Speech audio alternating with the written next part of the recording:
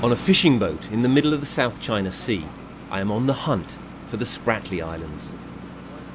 I want to find out whether claims that China is building new territory out here are true. Then on the horizon, what looks like land, an island where there shouldn't be one.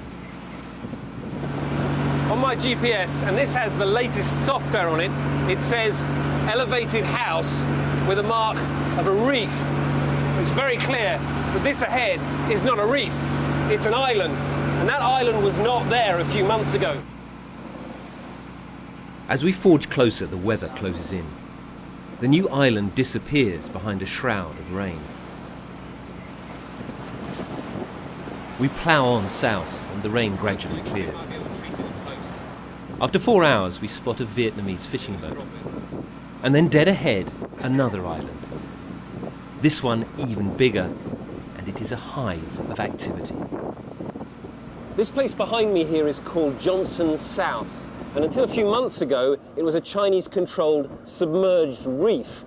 But now, as you can see, it's been transformed into a giant construction site. And this is where the Philippine government thinks China may be building its South China Sea airbase. These aerial photos show what this place looked like a year ago, and then in February and finally March this year. Millions of tons of material have been pumped into the reef to create new land. Our Filipino captain is shocked by what we've seen. We used to come here all the time to fish, he tells me. Now with all this construction, I think it won't be long till we can't come here anymore. As if on cue, the Chinese start firing flares into the sky, warning us it's time to leave. China claims the entire South China Sea, including all the Spratly Islands. Beneath this vast claim may lie billions of tons of oil and gas.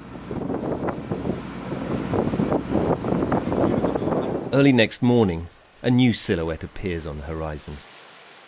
A rusting World War II hulk stuck atop another reef.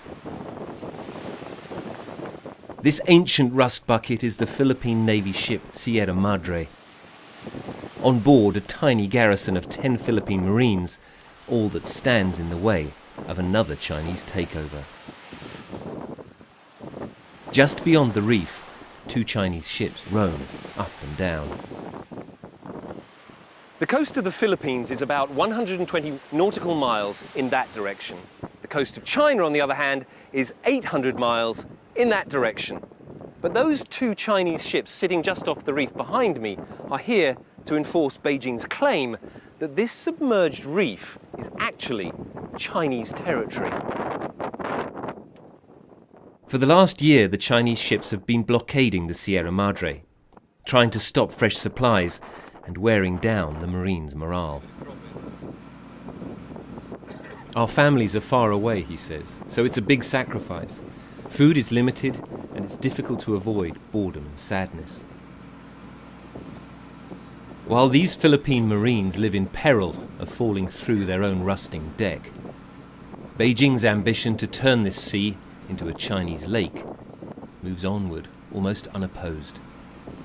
Rupert Wingfield Hayes, BBC News, in the Spratly Islands.